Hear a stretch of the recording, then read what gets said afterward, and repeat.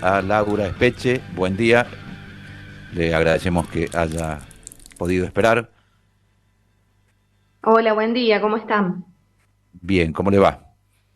Bien, muy bien. Bueno, eh, la intención es que nos cuente las novedades por las que atraviesan los y las docentes y que nos cuenten esta actualidad y básicamente cuál es la problemática que hoy los y las aqueja. Sí, acá estamos, decía recién, un poco haciendo un chiste, pero un poco en verdad, sobreviviendo al viento sonda de ayer en principio. Las escuelas han quedado bastante dañadas, nos llegan, creo, me imagino que ustedes también, comentarios de árboles caídos, techos caídos, medias sombras, bueno, así que haciendo un relevamiento para ver en general el estado de condiciones de cómo están las escuelas hoy, ¿no? Siendo que ayer, durante el transcurso de la tarde, bueno, se podría haber suspendido, no se suspendió, así que bueno, hubieron varias escuelas afectadas, hubo que retirar a los chicos de las instituciones, así que bueno, eso estamos en la mañana de hoy ocupándonos. Y después el panorama general, nosotros tuvimos una paritaria la semana pasada, no salarial, esto hay que aclararlo. El sector viene luchando para que se abra la paritaria salarial, en principio porque fuimos, bueno, nuestro aumento se dio por decreto, no sé si ustedes recuerdan, a principio de este año el Sí, sí. gobierno de Cornejo otorgó un aumento salarial del 20% en 3 tramos, que bueno, para nosotros era muy insuficiente para las necesidades que tiene el conjunto de los trabajadores de la educación y bueno, obviamente nos opusimos. Después de eso volvió a convocar a otros gremios, en esta instancia convocó a ATE, a AMPROS y otras reparticiones estatales, excepto al SUTE, bueno, un poco con la excusa de esto de que no habíamos aceptado la primera paritaria que se impuso por decreto y otorga un 9% más de aumento, es decir, un 29% anual cuando es de público conocimiento que la inflación ya supera el 30, ¿no? Así que, y eso solamente medido hasta el mes de julio, vamos a ver cuánto mide agosto. Así que lo que nosotros decimos es que hay un retraso salarial enorme con el sector, así que tenemos por delante esa pelea de la apertura de la paritaria salarial para que nuestros salarios no queden tan atrasados respecto de la inflación, porque además nos dieron un bono que es no remunerativo y no bonificable, es decir, en negro, también digo, un enorme retroceso para el sector, que siempre peleamos por los blanqueos salariales, ¿no?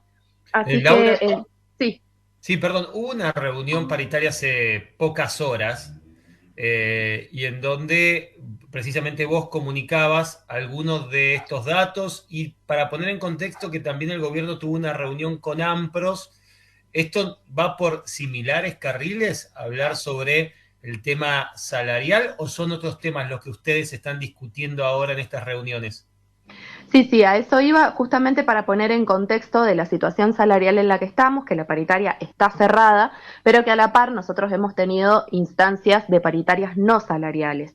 En esas instancias se han discutido diversos temas. Ayer precisamente tuvimos una en la cual se discutió el tema de la equiparación del sueldo de los titulares con los suplentes.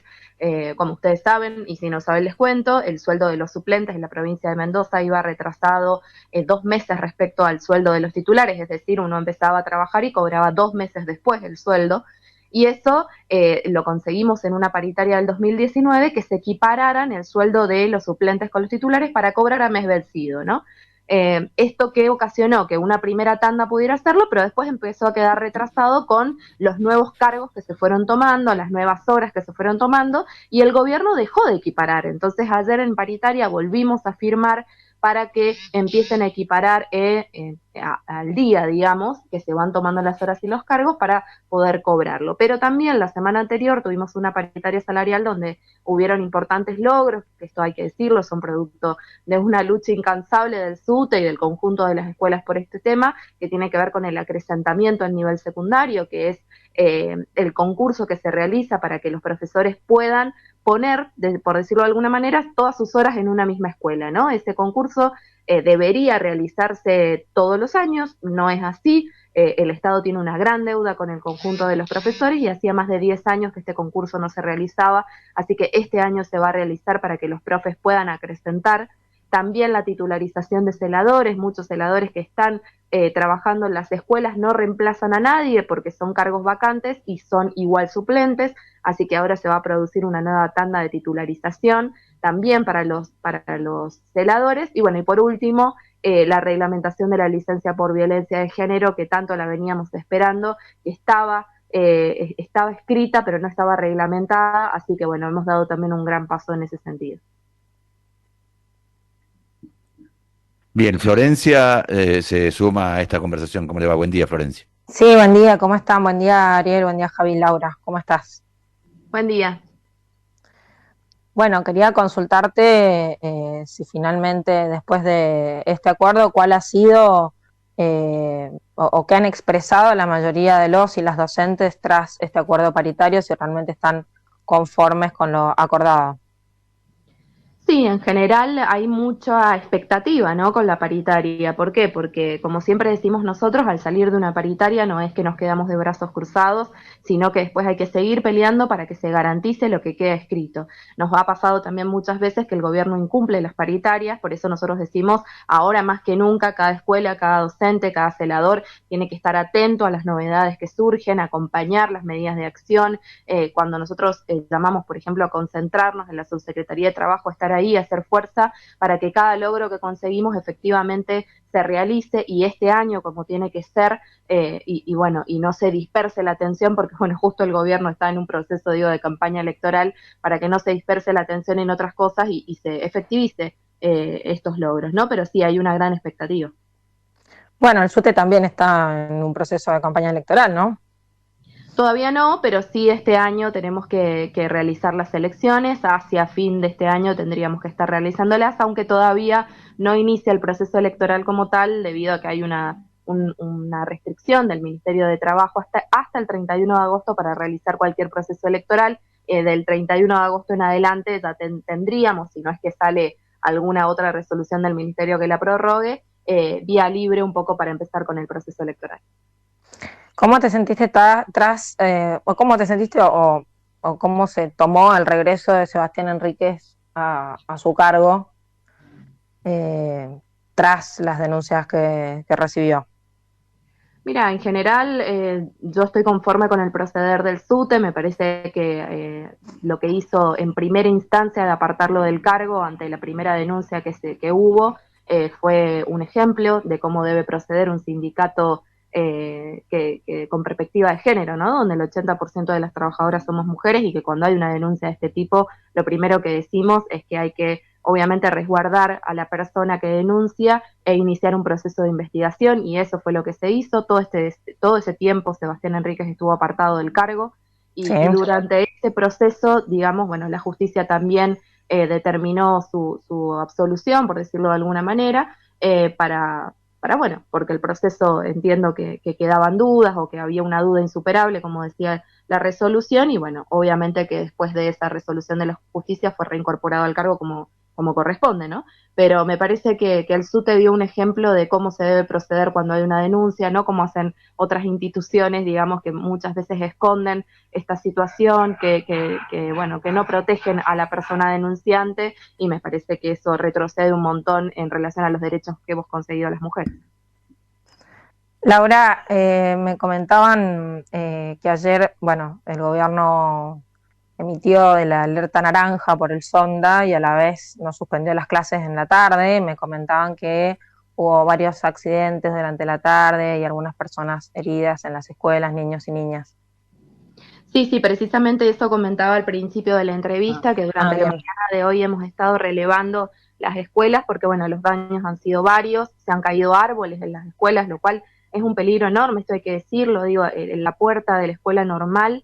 Ayer, bueno, las imágenes recorrieron, digo, creo que todas las redes sociales del árbol que se cayó, pero también pasó en una escuela de Guaymallén, la escuela Cobos, en una sala de nivel inicial. Imagínense, niños de 4 y 5 años, donde se cayó un árbol en el patio, y hoy, bueno, están suspendidas las clases esperando que lo levanten y se lo lleven, porque bueno, hay que decirlo, el gobierno sabe cuáles son el estado de la arboleda, que por lo general es muy seco, que cuando corre un sonda los árboles se caen, y así todo decide sostener las clases, porque nosotros siempre lo decimos, no le importa la vida de trabajadores, de estudiantes, de docentes, de celadores. Esto se demostró con la pandemia de que poco o nada le importa la vida del sector de trabajadores de la educación, y lo sigue demostrando cada vez que tiene que tomar una decisión que va en resguardo de la salud, en resguardo de la vida, y no lo hace, ¿no? Entonces llegó tarde con una medida de suspensión para el turno vespertino, cuando el fuerte del viento sonda se produjo durante la siesta y estaban los chicos, los niños y niñas en las escuelas, ¿no? Podría haber sido mucho peor. Menos mal, digo, que no pasó nada de gravedad para ningún niño, pero sí se cayeron techos, se cayeron tinglados, se cayeron medias sombras, bueno, árboles, etcétera, ¿no?